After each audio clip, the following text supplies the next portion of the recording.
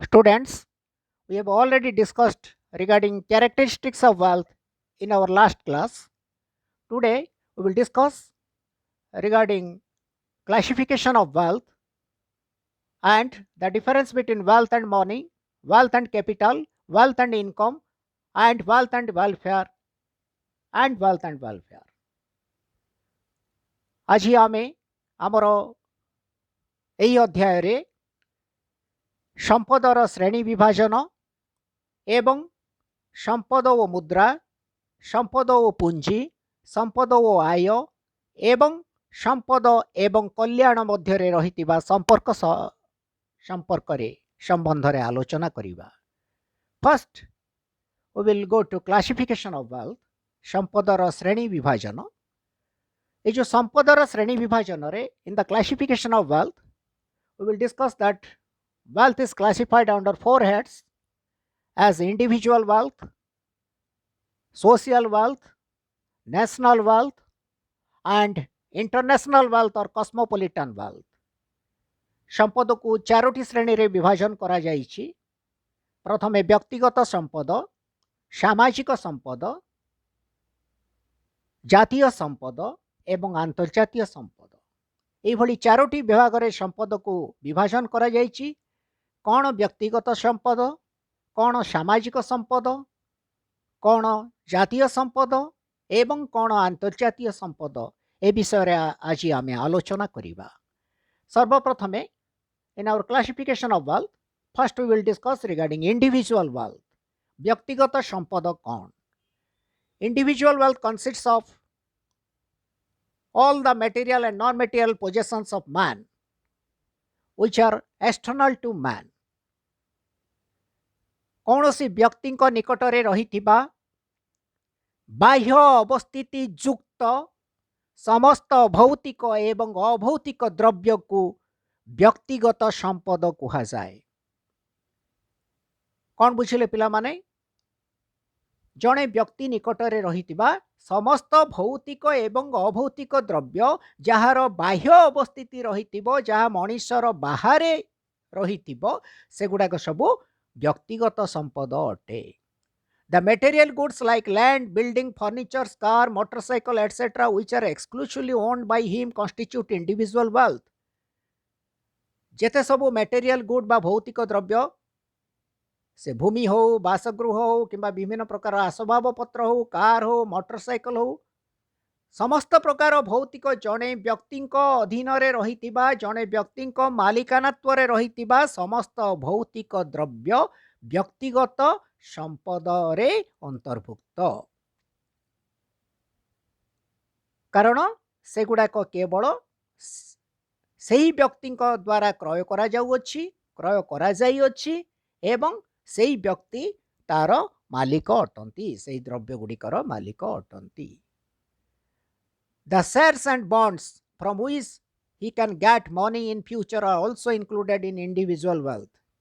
ପିଲାମାନେ, ଏଇସବୁ ଯାକ ଯେଉଁ ବ୍ୟବସାୟିକ ଅଂଶୀନାମା ପତ୍ର କିମ୍ବା ଆମେ ଋଣପତ୍ର ବୋଲି କହିବା, ସେୟାର ହଉ, ବଣ୍ଡ ହଉ, ଡିବେଞ୍ଚର ହଉ, ଏସବୁ ଋଣପତ୍ର ବା ଅଂଶନାମା ପତ୍ର, ଏହା ମାଧ୍ୟମରେ ଯେହେତୁ ଜଣେ ବ୍ୟକ୍ତି ଭବିଷ୍ୟତରେ ଆୟ ରୋଜଗାର କରିବ,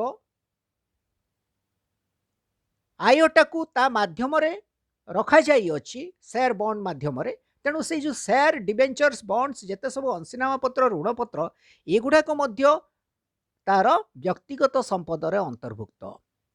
While calculating individual wealth, the amount which others owe to him are to be included. ଯେତେବେଳେ ଆମେ ବ୍ୟକ୍ତିଗତ ସମ୍ପଦ ହିସାବ କରିବା, ସେତେବେଳେ ଅନ୍ୟମାନେ ସେଇ ବ୍ୟକ୍ତି ନିକଟରୁ ଯାହା ଋଣ ନେଇଛନ୍ତି ବା ଅନ୍ୟମାନଙ୍କ ଠାରୁ ସେ ଯାହା ପାଇବାକୁ ଅଛି, ଯେଉଁ ପରିମାଣର ମୁଦ୍ରା ପାଇବାକୁ ଅଛି, ଯେଉଁ ପରିମାଣର ଅର୍ଥ ପାଇବାକୁ ଅଛି, ତାକୁ ବ୍ୟକ୍ତିଗତ ସମ୍ପଦରେ ଅନ୍ତର୍ଭୁକ୍ତ କରିବା। କିନ୍ତୁ ସିଏ ବାହାରୁ ଯେଉଁ ଋଣ ଆଣିଛି, ବାହାର ଲୋକଙ୍କ ଠାରୁ ଯେତିକି ପରିମାଣର ଋଣ ଆଣିଛି, ସେଇ ପରିମାଣଟାକୁ ତାର ବ୍ୟକ୍ତିଗତ ସମ୍ପଦରୁ ବାଦ ଦେବାକୁ ପଡ଼ିବ। Non-material goods belonging to an individual like the goodwill of a business and his professional connections from which he gets an income are to be added in his individual wealth. କ'ଣ ପିଲାମାନେ? नॉन मटेरियल गुड्स जेते सब अभौतिक द्रव्य कौन पिला माने अभौतिक द्रव्य कहले आमे कहलु जे विभिन्न प्रकार सेवा हैला अभौतिक द्रव्य डाक्तरଙ୍କ सेवा शिक्षकଙ୍କ सेवा एगोटा सब अभौतिक द्रव्य एई भलिया प्रत्येक व्यक्ति किछि ना किछि सेवा करिथांती किछि ना किछि वृत्ति रे लिप्त थांती किछि वृत्ति को ग्रहण करी से माने आय संग्रह करिथांती ए जो वृत्तिगत आय एवं व्यावसायिक सुनाम ए दुईटा जागु मध्य इंडिविजुअल वेल्थ रे अंतर्भुक्त करा जाई थाए जेते सबु वृत्तिगत आय निजे कौनसी व्यक्ति ग्रहण करिथिबा वृत्तिरु से जहा आय पांती प्लस से जदि व्यवसायी होते ये जो व्यावसायिक सुनाम पिला माने व्यावसायिक सुनाम व्यावसायिक सदिच्छा बोली आमे कहबा कौन है ना जड़े व्यवसायी तांकर जदि सुनाम रही मनकर आमे कहबा बड़ बड़ व्यवसाय गुड़ाक पिला माने फिलिप्स कहबा कि गडरेज कहबा किंबा सैमसंग कहबा बड़ बड़ कंपनी गुड़ाक बहुत गुड़ा बड़ बड़ कंपनी अच्छी जार रेपुटेशन अच्छी भल सुनाम रही से गुड़ा कंपनी गुड़ाक से भाया कंपनी गुड़ाक जिते से व्यवसाय बंद करदेवा चाहिए किंबा अन्य कौन व्यवसाय ग्रहण करने को चाहिए से मैंने कौन करती व्यावसायिक सुनाम तांकर जो ट्रेड मार्कटा था से व्यावसायिक सुनामटा को से बिक्री कर दियंती कहीं से व्यावसायिक सुनाम जो से अधिक रु अधिक विक्रय होता है आमे आखि बुझिकी जाइए बजार को फिलिप्स गोटे जिनस रेडी गोटे अच्छी ताकू धरिकी पड़े आस कहीं फिलिप्स बोली शुणिले माने धरिकी पड़े आस आम चिंता करना यहाँ भल कि खराब कहीं तार आगुरी से तार सुनाम अच्छी तेणु ये भाया व्यावसायिक सुनाम को बिक्री करा जाई पारे बजार में क्रय विक्रय होता है सेठू गोटे व्यक्ति जी जदि व्यावसायिक सुनाम को बिक्री करी जदि कौन प्रकार आय संग्रह करे से आयटा को तार व्यक्तिगत संपद मध्य अंतर्भुक्त करा ये थिला व्यक्तिगत संपद वा इंडिविजुअल वेल्थ माने आमे जानिलु it consists of all the material goods and non material goods which are possessed by him or which are under his ownership and they are to be included in his wealth or known as individual wealth समस्त भौतिक एवं अभौतिक द्रव्य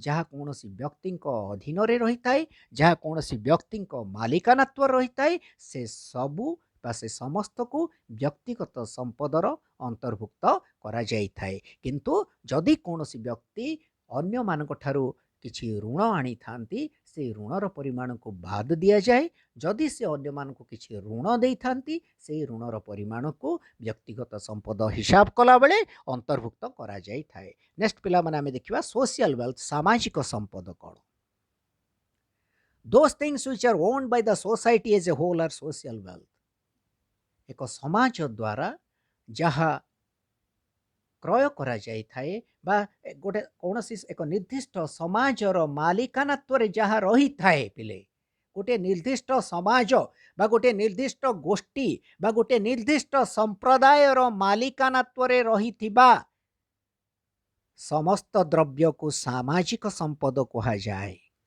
it is the property of the community गोटे संप्रदायर और the society बा समाजर यह है संपत्ति and are maintained in the common interest of all ये जो संपद गुड़ाक थाए सामाजिक संपद बोली जहाँ को कहबा जहाँ गोटे समाजर बा गोटे गोष्ठीर गोटे बा गोटे संप्रदायर अधीनत्व रही थाए बा मालिकानात्व रही थाए बा सेमानक द्वारा तत्वावधान रे सेमानकर रही थाए सेमानक द्वारा तदारख करा जाई थाए जे संपद गुड़ाकर से गुड़ाक सर्वसाधारण व्यवहार करि परिबे they are maintained in the common interest of all से गुड़ा कहीं से जो समाज ताको मेंटेन करुच्ची ना in the common interest of all समस्तंकर सर्वसाधारण स्वार्थ रक्षा दृष्टि से द्रव्य गुड़ा को कौन करा जाउची समाज द्वारा जोगाई दिया जाउची government properties and public utility services जेते सब सरकारी संपत्ति अच्छी पिला माने जहाँ सर्वसाधारण को सेवा जोगाउची से भलिया एज पब्लिक लाइब्रेरी पाठागार पब्लिक बिल्डिंग सरकारी पाठागार हो सरकारी बिल्डिंग गुड़ाक हो park town halls public museums stadiums these are the examples of social wealth एगुड़ा को सामाजिक संपद कह जाए पार्क जेते सब अच्छे आम पार्क कहबा रोड कहबा पब्लिक बिल्डिंग कहबा टाउन हॉल कहबा म्यूजियम कहबा स्टेडियम कहबा लाइब्रेरी कहबा एगुड़ा कौन से गुड़ाक गोटे सोसाइटी गोटे गवर्नमेंट द्वारा इधर से लोकल बॉडी गवर्नमेंट ही पारे मध्य जमती आमर ग्राम पंचायत अच्छी किंबा ब्लॉक अच्छी किंबा म्युनिसिपालिटी किंबा कॉर्पोरेशन किंबा जिला परिषद एमान द्वारा मध्य एगुड़ाक तैयारी करा जाय थाए एमान द्वारा मध्य एगुड़ाक निर्माण करा जाय थाए एमान हुए तार मालिक हो पारती किंतु से माने सेई द्रव्य गुड़ाक बा सेई फैसिलिटी गुड़ाक को मानक पई करा जाई अछि को मानक पई जोगाई दिया जाउछि सर्वसाधारण को पई तेणु गोटे समाज बा गोटे संप्रदाय बा गोटे सरकार द्वारा जोगाई दिया जाउथिबा समस्त द्रव्य बा समस्त सेवामूलक उपादान जहा सर्वसाधारण स्वार्थ रक्षा करे से गुड़ाक है सामाजिक संपद बुझा पड़ल social wealth is also known as collective wealth ये जो सामाजिक संपद को पिला माने सामूहिक संपद मध्य कहा जाए कहीं कहा जाए पिले सामूहिक भावे यह को उपभोग करा जाए यह है सर्वसाधारण संपद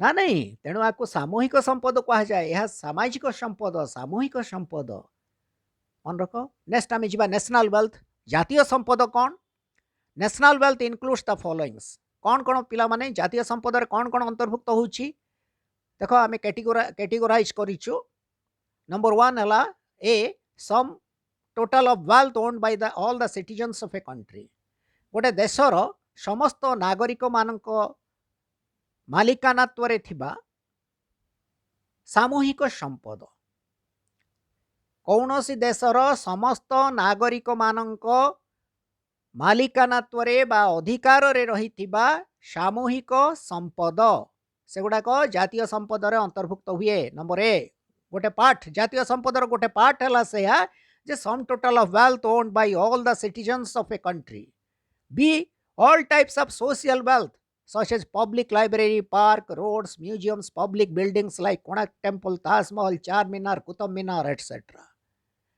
जेते सब पिला माने आमे कहलु सामाजिक संपद कथा मध्ये पूर्व चिंता करूथुलु समस्त प्रकार व्यक्तिगत संपद व्यक्तिगत ए रे आमे कहलु जातीय संपदर प्रथम जिनस हला अंतर्भुक्त इतिहा प्रथम जिनस हला व्यक्तिगत संपदर समाहार समस्त व्यक्तिगत संपद को जेतबळे सामूहिक भावे आमे हिसाब करिबा सेटा जातीय संपदर अधीन रे अछि जातीय संपद रे अंतर्भुक्त हेछि sum total of individual wealth ए 2 नंबर हला sum total of social wealth सब प्रकार सामाजिक संपद मध्ये ता भीतर अंतर्भुक्त पब्लिक लाइब्रेरी ना नहीं सरकारी पाठागार पार्क उद्यान रोड्स म्यूजियम्स पब्लिक बिल्डिंग्स आमे कहलु पब्लिक बिल्डिंग कोन ए पिला माने कहलु पब्लिक बिल्डिंग्स गुड़ाक कही ना नहीं पब्लिक बिल्डिंग माने जते सब आश्रय स्थल थी कि गोटे टाउन हॉल टे या ना नहीं कि कौन जोटा को आम कोठघर बोली मतलब गाँ गुड़ाक पिले कहूँ से गुड़ा पब्लिक बिल्डिंग गुड़ाक से गुड़ा सर्वसाधारण व्यवहार करें किंतु सेटा का तत्वावधान रे थाउछि सरकार ना नहीं सरकार सरकारी कर्तृपक्ष हुए तो ये स्टेट गवर्नमेंट हो पारे कि लोकल गवर्नमेंट गुड़ाक हो पार ग्राम पंचायत पंचायत जिला परिषद की ब्लॉक अधीन रे थाई पारे किंतु ये पब्लिक बिल्डिंग गुड़ाक आउ केतरा जिनस आम कहलु कोणार्क टेम्पल देख पिले पब्लिक बिल्डिंग केतरा अच्छी जो गुड़ाक सर्वसाधारण व्यवहार होछि कोणार्क मंदिर गोटे ताजमहल चारमीनार कुतुब मीनार एगुड़ा कौन एगुड़ा social wealth but they are enjoyed by everyone nobody is restricted from its consumption nobody is prohibited from its consumption एगुड़ा को उपभोग करिबार कौनसी व्यक्ति को वंचित करा जाउनी सेगुड़ा सामाजिक संपद सेगुड़ा सामूहिक संपद सामूहिक भावे समस्त व्यक्ति विशेष ताको उपभोग करि परिबे तेणु इंडिविजुअल वेल्थ पर सोशल वेल्थ गुड़ा नेशनल वेल्थ अंतर्भुक्त करागला थर्ड सी कौन देख पिला माने all state enterprises like Hindustan machine tools national aluminium company NALCO Rourkela steel plant जेते सबु सरकारी उद्योग अछि जेते सबु राष्ट्रीय उद्योग अछि हिंदुस्तान मेसिन टूल को एचएमटी किंबा नाल्को को नेशनल एल्युमिनियम कंपनी को किंबा राउरकेला स्टील प्लांट को जामशेदपुर स्टील प्लांट को किंबा भिलाई स्टील प्लांट को any industry, any enterprise which comes under the government, which are owned and controlled by government, they are also calculated as national wealth, all state enterprises. Then number 4, that is some free gifts of nature like rivers, forest, mountains, goods and climate. ପିଲାମାନେ ଏଇ ଜିନିଷ ଦେଖ, ଏଇ ଯେଉଁ ପ୍ରକୃତିର ମୁକ୍ତ ଅବଦାନ, ଯେମିତିକି ଆମର ନଦୀ କହିବା, ଜଙ୍ଗଲ କହିବା, ପାହାଡ଼ ପର୍ବତ କହିବା, ଜଳବାୟୁ କହିବା, ଏଗୁଡ଼ାକୁ ମଧ୍ୟ କ'ଣ ଜାତୀୟ ସମ୍ପଦର ଅନ୍ତର୍ଭୁକ୍ତ କରାଯାଇଛି। କାହିଁକି ପିଲେ? ନା ଏ ଯେଉଁ ଆମେ ରିଭରରୁ ମଧ୍ୟ ଦେଖିବ, ନଦୀ ଗୁଡ଼ାକରୁ ମଧ୍ୟ ଆମେ ଇନକମ୍ ରୋଜଗାର କରୁଛୁ। ତା ଭିତରେ ମାଛ ଥିବ, ବିଭିନ୍ନ ପ୍ରକାର ଜିନିଷ ଗୁଡ଼ାକୁ ମାଛ ଫାଛ ଧରିକି ଆମେ ତାହିଁରୁ କ'ଣ କରୁଛୁ? ଆୟ ରୋଜଗାର କରିପାରୁଛୁ। ସରକାର ସେଇଟା ଗୋଟେ ଆୟ। ଜଙ୍ଗଲ ଗୁଡ଼ାକରୁ, ପର୍ବତରୁ ମଧ୍ୟ, ପାହାଡ଼ ପର୍ବତରେ ମଧ୍ୟ ବିଭିନ୍ନ ପ୍ରକାର ଜିନିଷ ମିଳୁଛି, ଯେଉଁଗୁଡ଼ାକ ଆମ ଗୋଟେ ଆୟ ରୋଜଗାର କରିବାର ମାଧ୍ୟମ। କ୍ଲାଇମେଟ୍ରୁ ମଧ୍ୟ ଆମକୁ ଆମର ସମ୍ପଦ ବୃଦ୍ଧି କରିବାରେ ସାହାଯ୍ୟ କରେ, ଆମର ଇନକମ୍ ବୃଦ୍ଧି କରିବାରେ ସାହାଯ୍ୟ କରେ। So this things R included under national wealth. But while calculating national wealth, what the foreigners owe to a country must be added out and the debts due to the foreigners must be deducted. ଯେତେବେଳେ ଆମେ ଜାତୀୟ ସମ୍ପଦକୁ ହିସାବ କରିବା, ପିଲାମାନେ ଜାତୀୟ ସମ୍ପଦର ହିସାବ କରିବା, ସେତେବେଳେ ବୈଦେଶିକ ରାଷ୍ଟ୍ରମାନେ ବା ବିଦେଶୀମାନେ ବା ବୈଦେଶିକ ରାଷ୍ଟ୍ରର ନାଗରିକମାନେ ଗୋଟେ ଦେଶରୁ ଯେଉଁ ଅର୍ଥ ନେଇଛନ୍ତି ତାକୁ ଆମେ ଆମର ଜାତୀୟ ସମ୍ପଦରେ ଅନ୍ତର୍ଭୁକ୍ତ କରିବା ଏବଂ ଆମେ ବୈଦେଶିକ ରାଷ୍ଟ୍ରମାନଙ୍କରୁ ଯାହା ଆଣିଛୁ ବାକି ଆକାରରେ ବା ଋଣ ଆକାରରେ, ତାକୁ ଆମେ ଆମର ଜାତୀୟ ସମ୍ପଦ ଆକଳନ କଲାବେଳେ ଡିଡକ୍ଟ କରିବା, ତାକୁ ବାଦ ଦେବାକୁ ପଡ଼ିବ। ବୁଝା ପଡ଼ିଲା? ତେଣୁ ଜାତୀୟ ସମ୍ପଦରେ କ'ଣ କ'ଣ ଅନ୍ତର୍ଭୁକ୍ତ ହେଉଛି ପିଲାମାନେ? 4ଟା ଜିନିଷ ଭଲ ଭାବେ ମନେ ରଖିବ। All the individual wealth, 1, all the social wealth, number 2, number 3, all state enterprises, number 4, free gifts of nature. 4ଟି ଜିନିଷ ମନେ ରଖିବ ଜାତୀୟ ସମ୍ପଦର ଅନ୍ତର୍ଭୁକ୍ତ। national wealth includes sum total of individual wealth, sum total of social wealth, sum total of all the state enterprises and sum total of free gifts of nature with yield and income, ଯାହା ଆମକୁ ଆୟ ରୋଜଗାର କରେ, ଆୟ ପ୍ରଦାନ କରେ। এই 4ଟି ଜିନିଷ ଜାତୀୟ ସମ୍ପଦ ଆକଳନ କଲାବେଳେ ଆମେ ଅନ୍ତର୍ଭୁକ୍ତ କରିବା। କିନ୍ତୁ ଜାତୀୟ ସମ୍ପଦ ଆକଳନ କଲାବେଳେ ଯାହା ଆମେ ଫରେନ୍ କଣ୍ଟ୍ରି ଗୁଡ଼ାକରୁ ବାକି ଆଣିଛୁ ତାକୁ ମାଇନସ୍ କରିବା। ଆମେ ଯେତିକି ବାକି ଦେଇଛୁ ବା ଋଣ ଦେଇଛୁ ଅନ୍ୟ କଣ୍ଟ୍ରି ଗୁଡ଼ାକୁ, ତାକୁ କ'ଣ କରିବା? ମିଶେଇବା। ନେକ୍ସଟ ଆମେ ପିଲାମାନେ ଦେଖିବା ହ୍ୱାଟ୍ ଇଜ୍ କସ୍ମୋପଲିଟାନ୍ ୱେଲ୍ଥ। ଓଡ଼ିଆରେ କହିଲେ ଆନ୍ତର୍ଜାତୀୟ ସମ୍ପଦ ବୋଲି କହିବା। Cosmopolitan wealth is the sum total of wealth of all the nations of the world. ବିଶ୍ୱ ବା ପୃଥିବୀର ସମସ୍ତ ଜାତି ବା ସମସ୍ତ ଦେଶର ସମ୍ପଦକୁ ସାମୂହିକ ଭାବେ ଗଣନା କରାଗଲେ ଆମେ ଆନ୍ତର୍ଜାତୀୟ ସମ୍ପଦ ପାଇବା। ଅର୍ଥାତ୍ ଆନ୍ତର୍ଜାତୀୟ ସମ୍ପଦ କହିଲେ ବିଶ୍ୱର ସମସ୍ତ ରାଷ୍ଟ୍ରମାନଙ୍କର ସମ୍ପଦର ସମଷ୍ଟିକୁ ବୁଝାଏ। ସମସ୍ତ ବିଶ୍ୱର ସମସ୍ତ ରାଷ୍ଟ୍ରମାନଙ୍କର ସମ୍ପଦର ସମଷ୍ଟିକୁ ଆନ୍ତର୍ଜାତୀୟ ସମ୍ପଦ କୁହାଯାଏ। In other words, it is the wealth of the entire world. ସମଗ୍ର ପୃଥିବୀର ସମ୍ପଦ ଅଟେ। କ'ଣ? ଆନ୍ତର୍ଜାତୀୟ ସମ୍ପଦ ସମସ୍ତ ପୃଥିବୀର ସମ୍ପଦ ଅଟେ। It is possessed neither by the individual nor by the community nor by one nation but by the whole world. ଏଇଟା ଗୋଟେ କୌଣସି ବ୍ୟକ୍ତି ବିଶେଷର ସମ୍ପଦ ନାହିଁ। ଏଇଟା କୌଣସି ସମ୍ପ୍ରଦାୟର ବା କୌଣସି ସମାଜର ସମ୍ପଦ ନାହିଁ। ଏଇଟା କୌଣସି ଦେଶର ସମ୍ପଦ ନାହିଁ। ଏହା ସମଗ୍ର ପୃଥିବୀର ସମ୍ପଦ। ଏହା ଆନ୍ତର୍ଜାତୀୟ ସମ୍ପଦ। The natural gifts like mountains, oceans, etc. and all type of inventions are included under cosmopolitan wealth. ଯେତେ ସବୁ ନ୍ୟାଚୁରାଲ ଗିଫ୍ଟ ପିଲାମାନେ, ପ୍ରାକୃତିକ ସମ୍ପଦ, ଆମେ କହିବା ସମସ୍ତ ପ୍ରକାର ପାହାଡ଼, ମହାସମୁଦ୍ର, ଏଗୁଡ଼ାକୁ ଆମେ ଆନ୍ତର୍ଜାତୀୟ ସମ୍ପଦରେ ଗଣନା କରିବା। କାହିଁକି? ମାଉଣ୍ଟେନ୍ ପିଲାମାନେ ସେଟା ଆନ୍ତର୍ଜାତୀୟ ସମ୍ପଦ। ଗୋଟେ ଦେଶ ଭିତରେ ଗୋଟେ ମାଉଣ୍ଟେନ୍ ଥିବ ସେଇଟା ହୁଏତ ତାର ନ୍ୟାସନାଲ୍ ୱେଲ୍ଥ ବିଷୟରେ ଆସିବ। ଆମେ ଯେମିତି କହିଲୁ free gifts of nature are included in national wealth also. But that mountain or that river or that must be within the country, then only that will be included under national wealth. Otherwise that will go to include in cosmopolitan wealth. ଯେତେବେଳେ ଗୋଟେ ପାହାଡ଼ ମାଳା ଗୋଟେ ପର୍ବତମାଳା ବିଭିନ୍ନ ଦେଶର ସୀମା ଦେଇ ଯାଇଛି ବା ବିଭିନ୍ନ ଦେଶ ସହିତ ସଂଯୁକ୍ତ ହୋଇଛି, ତାହେଲେ ଆମେ କହିବା ସେଟା ଆନ୍ତର୍ଜାତୀୟ ସମ୍ପଦ। ସମୁଦ୍ର ଗୁଡ଼ାକ ପିଲାମାନେ ଗୋଟେ ପାର୍ଟିକୁଲାର ଦେଶ ଭିତରେ ନାହିଁ, ପାର୍ଟିକୁଲାର ଦେଶର ସୀମା ପାଖରେ ନାହିଁ, ବିଭିନ୍ନ ଦେଶର ସୀମାରେ ଅଛି। ଆନ୍ତର୍ଜାତୀୟ କ୍ଷେତ୍ରରେ ତାକୁ ଆମେ ଉପଲବ୍ଧି କରୁଛୁ ସମୁଦ୍ର ଥିବାର ଦେଖାଯାଉଛି, ସେ ଯେକୌଣସି ସମୁଦ୍ର ହଉ। ତେଣୁ ଏହିସବୁ ମହାସାଗର ଗୁଡ଼ାକ ପର୍ବତମାଳା ଗୁଡ଼ାକ ଏଇଭଳିଆ ଫ୍ରି ଗିଫ୍ଟ ଅଫ୍ ନେଚର, ଏଗୁଡ଼ାକୁ ଆମେ କ'ଣ କହିବା? ଆନ୍ତର୍ଜାତୀୟ ସମ୍ପଦ। ଏବଂ ଅଲ୍ ଟାଇପ୍ ଅଫ୍ ଇନଭେନ୍ସନ୍ସ, ଯେତେ ସବୁ ଉଦ୍ଭାବନ କରାହେଉଛି ପିଲେ, ସାଇଣ୍ଟିଫିକ୍ ଇନଭେନ୍ସନ୍, ଗୋଟେ ଜିନିଷର ସାଇଣ୍ଟିଫିକ୍ ଇନଭେନ୍ସନ୍ ହେଲା, ଆମେ କହିବୁ ମନେକର ଗୋଟେ ଇଣ୍ଡିଆର ଲୋକଟେ, ଗୋଟେ ଭାରତର ଜଣେ ବ୍ୟକ୍ତି, ଜଣେ ସାଇଣ୍ଟିଷ୍ଟ ଗୋଟେ ଜିନିଷ ଇନଭେନ୍ସନ୍ କଲେ, ସେଟାକୁ ଆମେ ନ୍ୟାସନାଲ୍ ୱେଲ୍ଥ ଭିତରେ ତାକୁ ଇନକ୍ଲୁଡ୍ କରିବୁନି ପିଲେ। କାହିଁକି? ସେଇ ଯେଉଁ ଇନଭେନ୍ସନ୍ଟା ଏଇଟା ସବୁଆଡ଼େ ପଳିବ, ସର୍ବଆଡ଼େ ମାନେ ସର୍ବବ୍ୟାପୀ ହୋଇଯିବ, ଚାରିଆଡ଼େ ବିସ୍ତୃତ କରିବ ଏଇ ଇନଭେନ୍ସନ୍ଟା। ଯେକୌଣସି ଜିନିଷ ଗୋଟେ ଇନଭେନ୍ସନ୍ କରାଗଲା ମାନେ ଏଇଟା ଗୋଟେ ଦେଶ ଭିତରେ ଏହା ସୀମିତ ହେଇକି ରହିବନି, ଆନ୍ତର୍ଜାତୀୟ ସ୍ତରରେ ଏଇଟାକୁ ଖେଳିଯିବ ନା ନାହିଁ, ତାର ବ୍ୟବହାର ସମସ୍ତେ କରିବେ। ତେଣୁ ଏଇଟାକୁ କ'ଣ କହିବା ପିଲାମାନେ? All type of scientific inventions they come under cosmopolitan wealth, ଆନ୍ତର୍ଜାତୀୟ ସମ୍ପଦରେ ତାହା ଅନ୍ତର୍ଭୁକ୍ତ ଅଟେ। The properties of UNO, IMF, World Bank like international organizations may also be included under cosmopolitan wealth. ये जो अंतर्जातीय संपदरे आमे जेते पिला माने अंतर्जातीय संस्था अछि जानिछ, यूनाइटेड नेशंस ऑर्गेनाइजेशन, अंतर्जातीय इंटरनेशनल लेवल रे all the countries are members of this organization.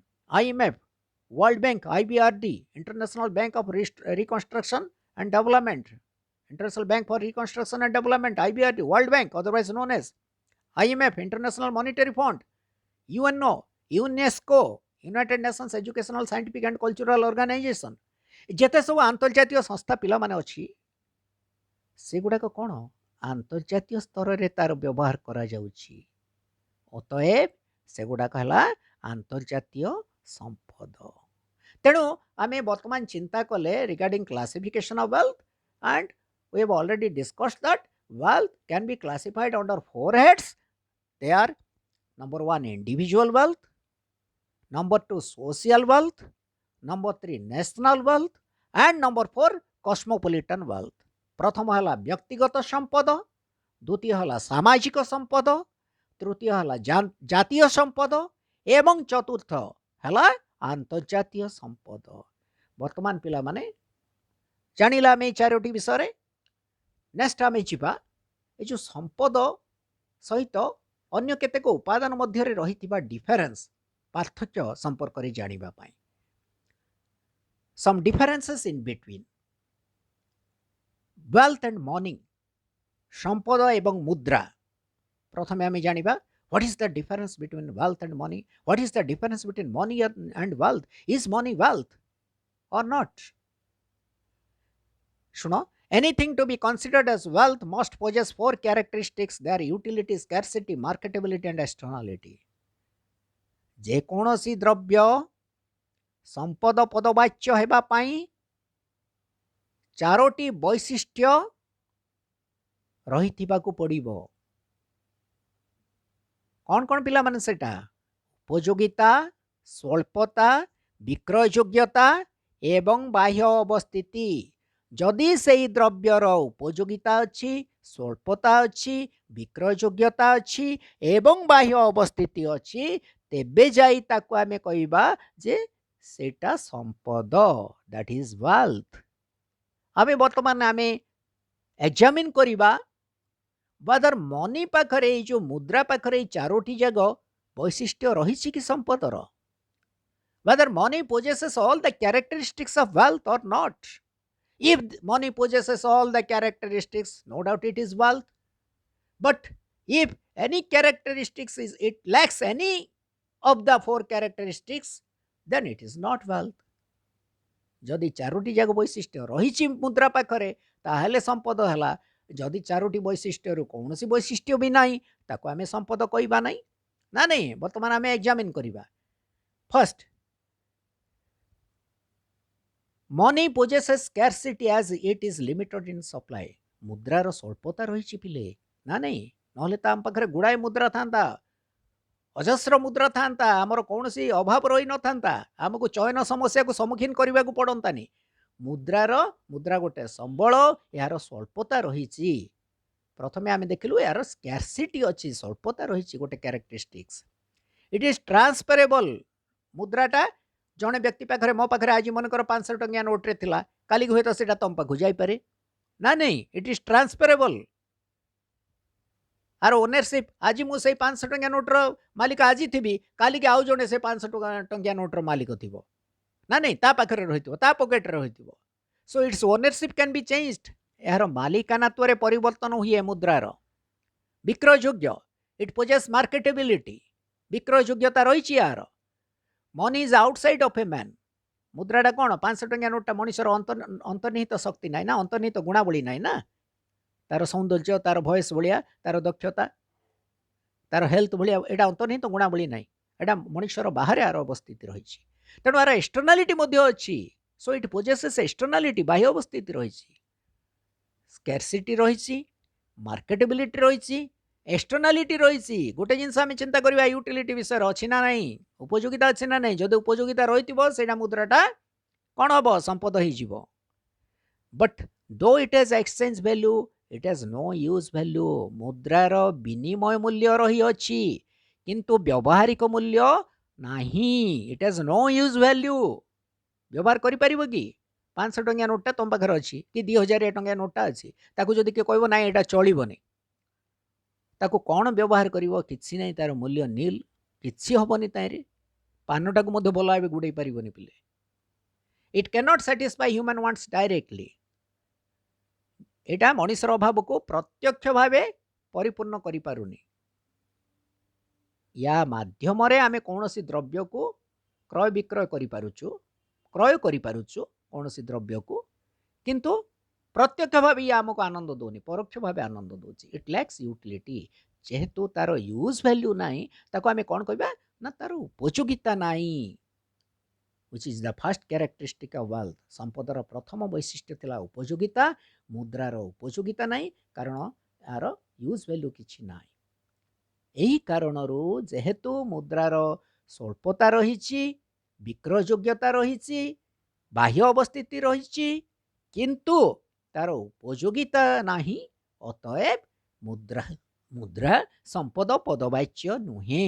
और this money is not wealth in economics. मन रखिलो पिला माने।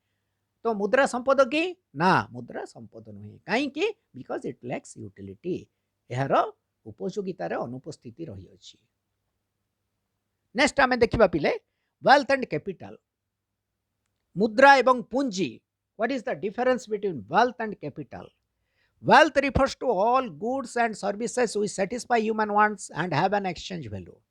आमे संपद बोली क्या कहू साधारण भाव में ना, जार अर्थशास्त्र रे साधारणतः आमे कौन कहूँ, जो द्रव्य गुड़ाक मनुष्यर अभाव को पूरण करें एवं जार गोटे विनिमय मूल्य अच्छी, अर्थ विनिमय मूल्य युक्त अभाव पूरणकारी शक्ति रही द्रव्य को आमे संपद कहूँ। All goods and services which satisfy human wants and have an exchange value। ना नहीं, मानविक अभाव पूर्ण करने सहित जदि कौन द्रव्यर विनिमय मूल्य रही थाए ताहा संपद पदवाच्य। Those goods can satisfy human wants directly or indirectly। ये जो द्रव्य गुड़ाक पिला माने कहलु मनुष्यर अभाव पूरण कर पारुथबो एवं तार गोटे विनिमय मूल्य थिबो। ए जो मनुष्यर अभाव को पूरण कर पारुथबो, से अभाव उठाकू हुए तो से माने प्रत्यक्ष भाव पूरण करि पारंती किंबा परोक्ष भाव पूरण करि पारंती। जहाँ हेले मते ताको आमे संपद बोली कहूछु। प्रत्यक्ष भाव अभाव परितृप्त करुथिबा द्रव्य को संपद कुहा जाए, परोक्ष भाव अभाव परिपूर्ण करुथिबा द्रव्य को मध्य संपद कुहा जाए। In other words both consumers goods and producers goods satisfy human want. ये जो मानविक अभाव को प्रत्यक्ष भाव को द्रव्य परितृप्त करुच्ची पिला माने कंज्यूमर्स गुड्स खाउटी द्रव्य को गुडा आम कही जहाँ मानवर अभाव को प्रत्यक्ष भाव परितृप्त करे। को गुड़ाक खाउटी द्रव्य खाद्य पदार्थ बही रेडियो चेयर टेबुल नहीं कि ए सब जिनस कौन खाउटी द्रव्य मानवर अभाव को प्रत्यक्ष भाव में परितृप्त करे। आपको आम कहूँ खाउटी द्रव्य गुड़ाक संपदर अंतर्भुक्त हुअंती। ठीक सेमती प्रोड्यूसर गुड्स गुड़ाक कोटा पिला माने आमे कही उत्पादक द्रव्य क्या कह जाए। उत्पादक द्रव्य कहले जहाँ मनीषर अभाव को परोक्ष भाव में परितृप्त करती। परोक्ष भाव से माने किसी द्रव्य उत्पादन करती जहाँ मानव अभाव को प्रत्यक्ष भाव परिपूर्ण करिथाए। प्रोड्यूसर्स गुड्स को गुड़ाक मेसीन टूल एटसेट्रा जिते सब कल कारखाना जंत्रपाति विभिन्न प्रकार उपकरण से गुड़ाक आम उत्पादक द्रव्य बोली कहू। उत्पादक द्रव्य एवं खाउटी द्रव्य दीटा जाक संपद। किंतु पिला माने capital refers to producers goods only. पूंजी कहले केवल उत्पादक द्रव्य को बुझाए। पूंजी क्या कह जाए जहाँ अन्य द्रव्य उत्पादन करिबारे साहाय्य करे, जहाँ भविष्यत रे आयर अभिवृद्धि निमंते साहाय्य करे। बुझा पड़ा ना नहीं। ये जो प्रोड्यूसर्स गुड्स गुड़ाक आम प्रथम कहलु वेल्थ माने consumer goods plus producers goods दीटा जाक वेल्थ रो अंतर्भुक्त। किंतु कैपिटल बोले केवल प्रोड्यूसर्स गुड्स उत्पादक द्रव्य गुड़ाक ही पूंजी कह जाए। एवं यही उत्पादक द्रव्य गुड़ाक अन्य द्रव्य गुड़ाकर पुनश्च उत्पादन रे सहायक होइथांती। They help in further production of other goods. So capital is a part of wealth. एणु आम कौन कहलु पिला माने wealth refers to both consumers goods and producers goods or consumers goods and capitals. So capital is naturally a part of wealth na nahi. So capital refers to producers goods only which help us in further production of other goods. Capital is a part of wealth. Hence all capital is wealth but all wealth is not capital. Wealth दी प्रकार जिनिस को अंतर्भुक्त करुच्ची। गोटे है खाउटी द्रव्य आ गोटे है उत्पादक द्रव्य। पूंजी कहले उत्पादक द्रव्य गुड़ा को बुझाए। पूंजीटा संपदर एक अंश मात्र। कहीं दीटा अंश अच्छी गोटे है खाउटी द्रव्य आ गोटे है उत्पादक द्रव्य। उत्पादक द्रव्यटा कौन पूंजी कहले संपद कहले दी प्रकार द्रव्य मिसुची। खाउटी द्रव्य उत्पादक द्रव्य consumers goods producers goods. Capital बोले प्रोड्यूसर्स गुड्स। प्रोड्यूसर्स गुड्सटा कौन केवल part of wealth. It is one part of wealth. So आम कह जे समस्त पूंजी संपद अटे किंतु समस्त संपद पूंजी ना। समस्त पूंजी संपद अटे सब गुड़ाक प्रोड्यूसर गुड गुड़ाक वेल्थ ना नहीं पिले वेल्थ। प्रोड्यूसर्स गुड सब गुड़ाक वेल्थ मेसीन जिते सब टूल्स इक्विपमेंट्स मेसीन्स फैक्ट्रीज बिल्डिंग्स एगुड़ा कौन जो गुड़ाक फर्दर प्रोडक्शन साहाय्य करुँच से गुड़ाक है capital. All capital is wealth, but all wealth is not capital because a part of wealth that is consumers goods. Wealth includes both consumers and goods and producers goods. Only producers goods are producers goods are capital. So all wealth is not capital, but all capital is wealth. बुझी पाल ना नहीं। समस्त पूंजी संपद अटे किंतु समस्त संपद पूंजी नुहे। कहीं समस्त संपद भितर आम खाउटी द्रव्य मध्य अच्छी पिले। खाउटी द्रव्य गुड़ाक पूंजी नुह से गुड़ा उत्पादक द्रव्य नुह। तेणु समस्त संपद पूंजी नुह किंतु समस्त पूंजी संपद अटे। नेक्स्ट आम देखा difference between wealth and income. Wealth refers to a stock whereas income refers to a flow. भल भाई मन रख देख wealth refers to a stock whereas income refers to a flow. कौन बुझल कौन संपद कहले एक द्रव्यर भंडार को बुझाए किंतु कौन इनकम आय कहले एक प्रवाह को बुझाए। Wealth refers to a stock of goods द्रव्यर भंडार को संपद कह जाए which are capable of satisfying human wants.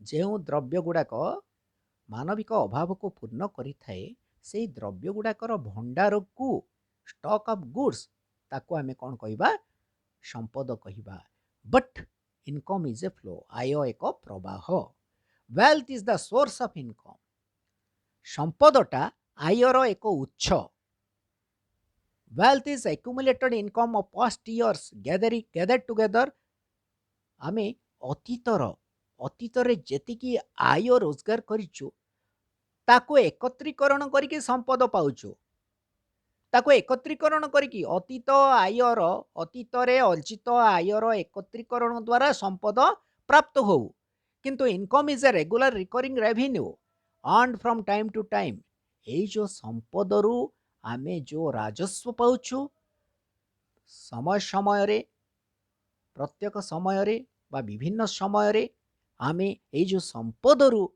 जो आयटा को अर्जन करूछु संपद माध्यम रे जो आय अर्जन करूछु ताको आमे कहबा इनकम बा I suppose a man has a car गोटे एग्जांपल देलु आमे देखो पिले गोटे जने व्यक्तिंकर मन कर गोटे कार गोटे अछि कारटा कोन पिले संपद it is his wealth but if this car yields him 3000 per day by using it as taxi मन कर सी तार कार को भड़ा आकार रे व्यवहार कला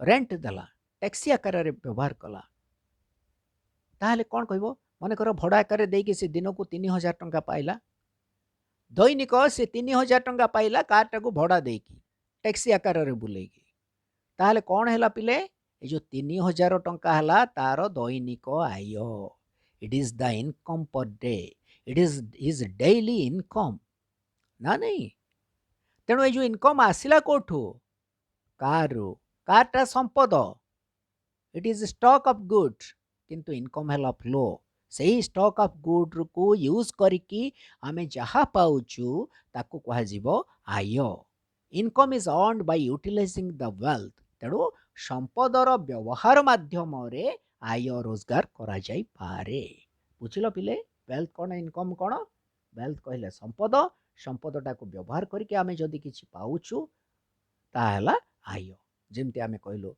घरटा संपद ना नहीं पिले घर गोटे संपद बास घर हाउसटा को जदि हाउस इज वेल्थ ताकू जदि आमे भड़ा दवा मास 5000 पाइबा तेणु से 5000 टा कोन पिले हमर आय बुझा पड़ला ना नहीं संपद को व्यवहार करने द्वारा आमे आय पाऊ है नेक्स्ट आमे पिले देखिबा वेल्थ एंड वेलफेयर जोटा लास्ट हमर डिफरेंस जोटा आमे देखिबा संपद एवं कल्याण wealth refers to a stock of good or stock of goods existing at a given time but welfare refers to a state of mind एक निर्दिष्ट समय रे द्रव्यर भंडार को संपद कहा जाए किंतु कल्याण कहले पिले मानसिक अवस्था को बुझाए it is a state of mind it is a psychological concept welfare is a psychological concept it is the state of mind मानसिक अवस्था को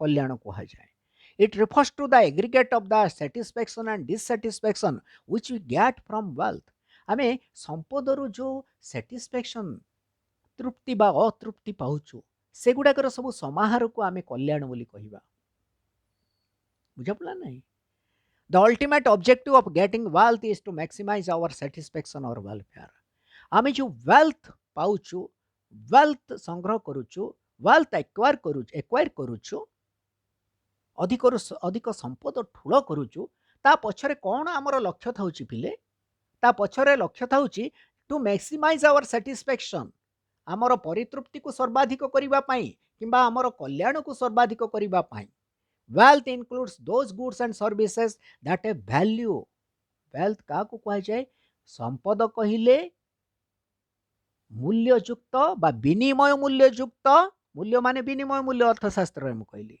that a value means value in exchange value बुझा पड़ नहीं तेणु ये जो मूल्ययुक्त द्रव्य एवं सेवा गुड़ाकर समाहार को संपद कहा जाए all the goods and services considered as wealth may or may not promote welfare सबू जिनिस पिला माने जति जगह आम संपद बोली कहबा समस्त प्रकार संपद सब गुड़ाक संपद हुए तो मानविक कल्याण बा सामाजिक कल्याण वृद्धि करि पारंती किंबा वृद्धि करि न पारंती There are certain goods like आमे कहबा opium, poison, guns, bombs, missiles etc. अफिम, विष, बंधुक, बोमा, क्षेपणास्त्र एगुड़ाक कौन which are considered as wealth एगुड़ाक संपद but they do not promote human welfare किंतु सेहा बा सेया बा सेगुड़ाक मानविक कल्याणर अभिवृद्धि करि पारंती नाही. So welfare is a concept which depends on the type of wealth and its use. अतएव आमे कहबू कल्याण हैला गोटे उपादान गोटे धारणा जहा ये जो संपदर प्रकार एवं तार व्यवहार उपरे निर्भर करि थाए. को प्रकार संपद ये ना नहीं खाद्य पदार्थ आम कौन दब आमर अभाव को पूर्ण करुच्ची आमर कल्याण को अभिवृद्धि करुच्ची. General utility service school college ये जो जेते सब हेल्थ एजुकेशन रिक्रिएशन सैनिटेशन ये सब जिनिस गुड़ाक कौन मनुष्यर कल्याण वृद्धि करुच्ची ना नहीं एगुड़ा सब वेल्थ भितर परिगणित हेले मध्य केतटा संपद रे केतटा जिनस अंतर्भुक्त होइछि पिले जेमते आमे कहलु अफिम विष बोमा बंधुक ए जो क्षेपणास्त्र opium poison guns bombs missiles एगुड़ा कौन एगुड़ा संपद हेले मध्य मानविक कल्याणर अभिवृद्धि करि पारंती नाही. तेणु करी वेलफेयर हैला गोटे कॉन्सेप्ट गोटे धारणा जोटा संपदर प्रकृति एवं तार व्यवहार उपरे निर्भर करे. तेणु आज आमे डिस्कशन कले वेल्थ रो क्लासिफिकेशन उपरे regarding the classification of wealth. How wealth is classified into four parts as individual wealth, social wealth, national wealth and cosmopolitan wealth. Plus we have already discussed the differences in between wealth and money, wealth and capital, wealth and income and wealth and welfare. For today we will stop our discussion. We will meet in our next class in another chapter. We will start another chapter. Till then, thank you. Thank you very